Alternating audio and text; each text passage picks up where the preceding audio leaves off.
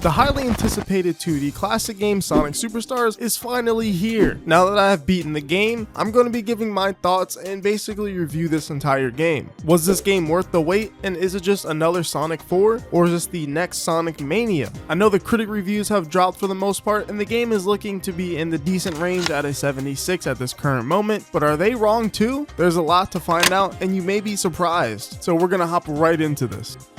Yo, hold up, did you know that 70% of you guys are not subscribed to the channel? A lot of you guys keep on returning to these videos, so those of you who keep coming back, why not hit the subscribe button? And if you're new here and you end up enjoying this video, I hope that makes you want to subscribe. Thanks guys. So right out the gate, we need to talk about how does this game feel to play? It actually feels great. I would say it does feel like Sonic Mania. They have the classic physics down, and that's something they talked about over the summer through the interviews, but it's really nice to know to have that confirmation for myself and feel that, yeah, this game does feel great, it controls great. And that is honestly something that should be the bare minimum, but we're kind of celebrating a little bit because they haven't really gotten the classic physics right until Mania. Everything else has not been on the same level at all. And Classic Sonic in Generations isn't even the worst, but I still don't even think that's preferable, so I'm really happy to see that once again, this is good Classic Sonic. So yeah, those who are worried, this is a W on the gameplay. It's pure classic Sonic, and there's not really much else that's different about the core gameplay until we talk about some other characters later on in this video and the Emerald powers. But let's talk about the level design a little bit and the level themes. So obviously every single one of this game's level themes are brand new themes never seen before in any other classic Sonic game. Now I will say some of them do take inspiration heavily from other classic Sonic games and just Sonic games period that do kind of reminisce of those kinds of levels, but not necessarily as much as you think. This isn't a Sandy Hill Zone type of situation, so I think you can rest easy on that. But again, let's talk about the level design. I think the level design in Sonic Superstars is actually quite good. It doesn't reach the heights of Mania doing unique and crazy things, but it is a pretty serviceable game when it comes to the level design, especially the later levels having some really unique gimmicks. Sonic Superstars really feels like a no BS type of game until maybe a little bit later in some bosses, but again, we'll talk about that. But the actual level design itself kind of feels like a streamlined version of just classic Sonic games, but I don't mean this in a bad way. I feel like these levels are a lot bigger sometimes, or just sometimes really small. They really want you to experiment with these Emerald powers once you get them, so you can explore the levels fully. For example, there's the Vine Emerald power or the Bullet Emerald power that allow you to basically fly or go up really high in the air with the Vine one. And some level ceilings are enormous and you can go so high in the air and there'll be hidden metals or even a big ring up there.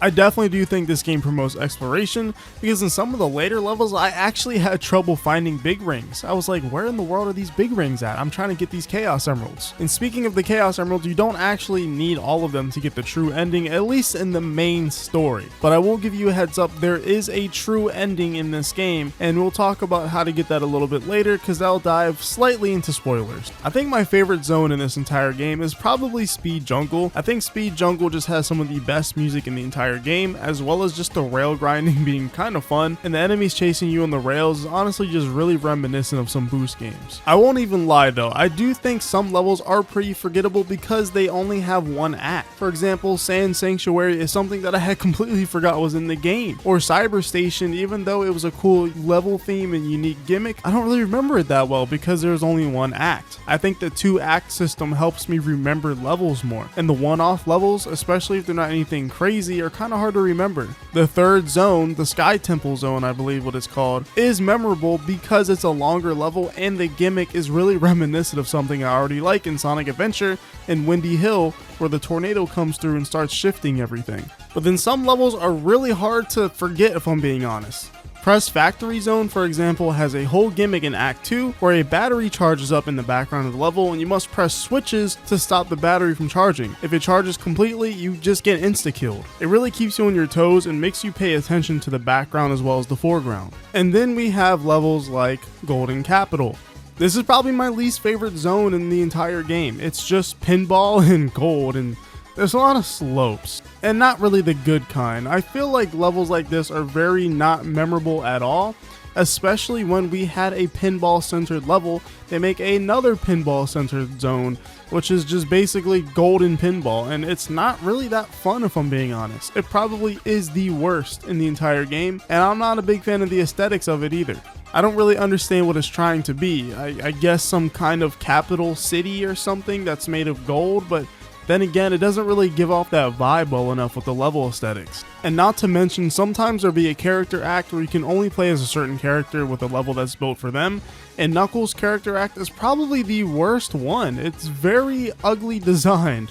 It doesn't really feel like it flows at all, and a lot of it just feels like they placed random objects and a lot of stairs for some reason in this level, and it really just was not fun. It was like the main point of the game where I really was just like, this is kind of bad.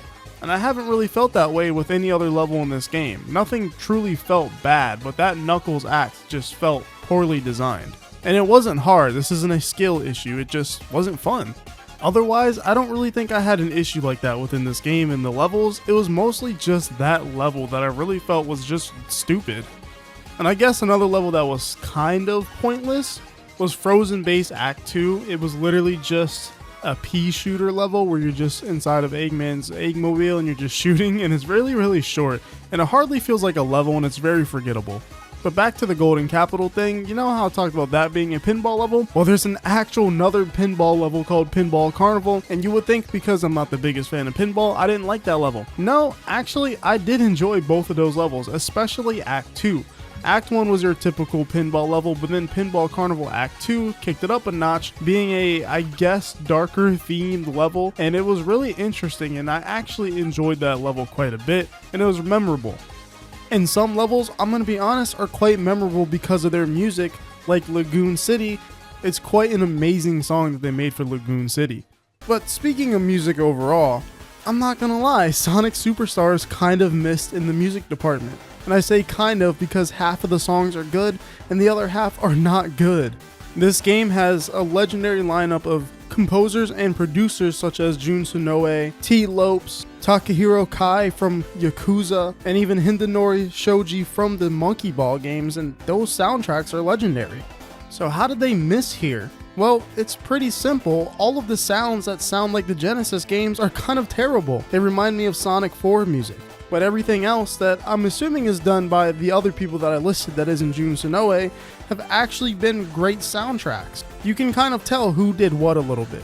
For example, the Monkey Ball music producer did Speed Jungle Act 2, or it's the Sonic Act. I can't remember, it's either one, but you can tell just by listening to it. Or you can tell when T. Lopes made a song in this game. It's very evident also when Jun Sonoe made a song in this game, because typically when he's tried to do songs for classic games, it's been in the Genesis 8-bit style or 16-bit style, and it doesn't usually sound good. It sounds like Sonic 4 music. I'm being completely honest. And usually when a song sounds like that, it's mostly a miss. There may have been one or two Genesis sounding songs that I think didn't sound terrible, but otherwise most of them don't really sound that great. I wish the soundtrack was consistent with newer, fresher sounding sounds, kind of like how Sonic Mania did with that game's soundtrack.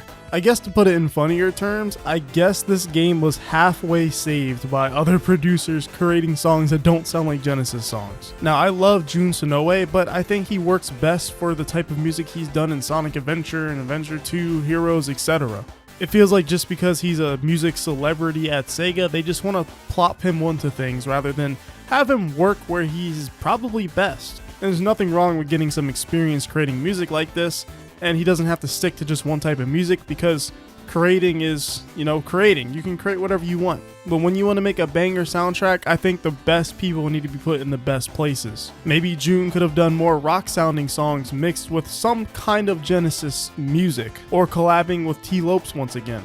But that's just my opinion. Music is very subjective. Some of you guys may end up really loving how it sounds with all of the songs, or just feel the complete opposite way of me. So that's totally fine and up to you, if that's the way you feel. Now, also something I'm a little disappointed on is the graphics, mostly on the Nintendo Switch version. I've played the PS5 and Nintendo Switch version, and the Nintendo Switch version does run at 60 frames per second, which is great for Sonic games, and I'm glad they got that to happen, but it doesn't really look that great. It feels like the sacrifices may have been too big for this game for Switch in terms of visual fidelity, and it looks very, very downgraded, and honestly not that great at times. But that stuff aside, there's something we need to talk about. And once again, it's difficulty. Last time we were talking about difficulty in a Sonic game was not that long ago with Update 3 in Sonic Frontiers. I'm not gonna lie guys, Sonic Superstars, when it comes to the bosses, can be quite difficult. Now, I personally did not have much issue with them, but I know a lot of other people who have had a lot of issues with the bosses, but the main issues I had was with the final boss, and not the final boss, but the final boss of the main gameplay story. Why are we still here? Just to suffer?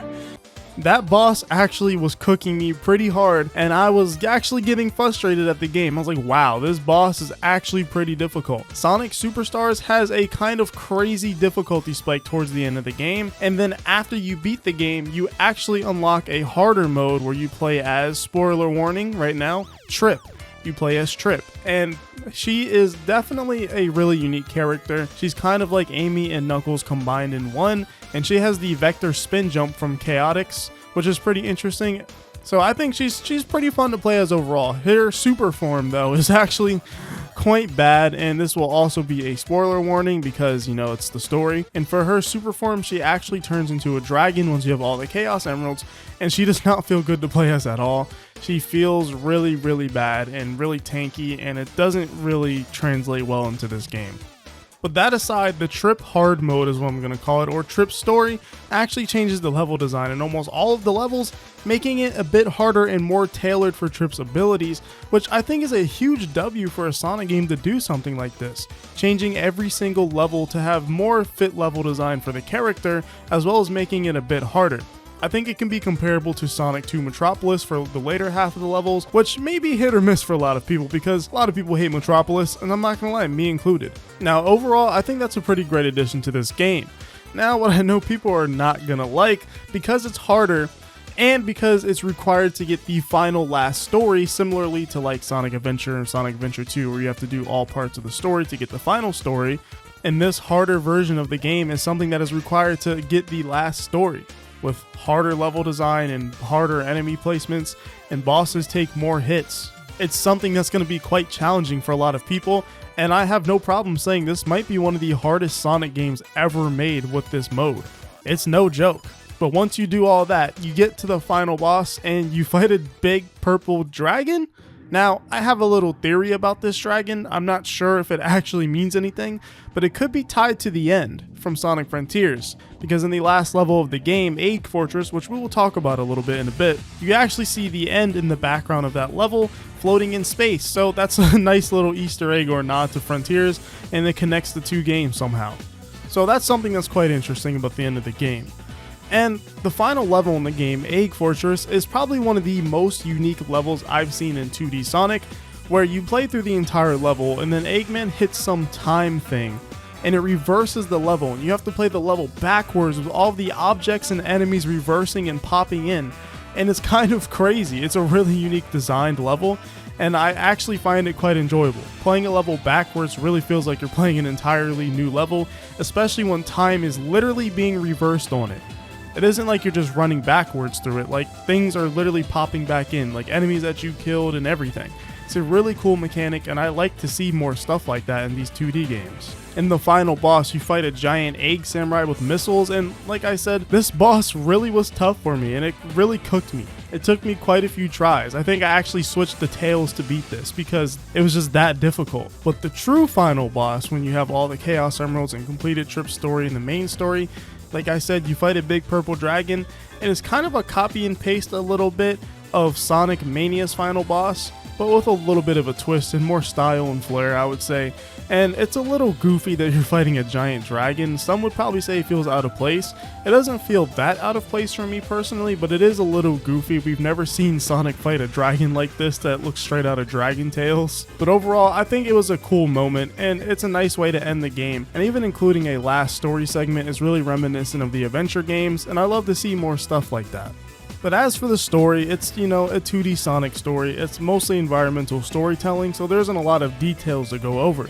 It's your typical Eggman's trying to unleash a crazy beast, and he gets the help of someone, this time two people, Fang and Trip, and he uses Trip to get to this dragon egg, I guess. which I think Trip may be a descendant of because she can turn into a dragon herself when she has all 7 Chaos Emeralds. But then Trip realizes that she's kind of being used, and in one of the levels Amy actually helps Trip, and you can do an escort mission to help Trip. You literally have to carry her, and I'm not gonna lie, that level's kind of bad. Does not feel good to play. But that aside, Trip joins the gang later on, and then they all stop Eggman, and of course you have to play through Trip's story of the game, where you see how Trip got to everywhere and everything in her perspective, which in the end eventually leads up to fighting Fang herself. And Fang actually just pulls out a giant robot of himself that he controls, and it's a big variation, I'd say, on the actual final boss. There's a lot of different things that happen in this fight, but I feel like it's somewhat similar. But Fang's role in this game is clearly just to be there to serve Eggman, and that's really about it. All he really does is chase down everybody, and you fight him a few times, and that's really about it. He doesn't really have much bearing on the story. He's really just a hired gun. He does what he does. And then overall, when those things are complete, you fight the giant purple dragon that was trying to be unleashed the whole time, and then you beat the dragon, and then that's it. You beat the game. It's the end of the game. And it's a classic Sonic story, so you don't really have to think about it that much, in my opinion. So I won't harp on it any further. It's just classic Sonic, antics like usual. It's nice background storytelling, and it's enjoyable.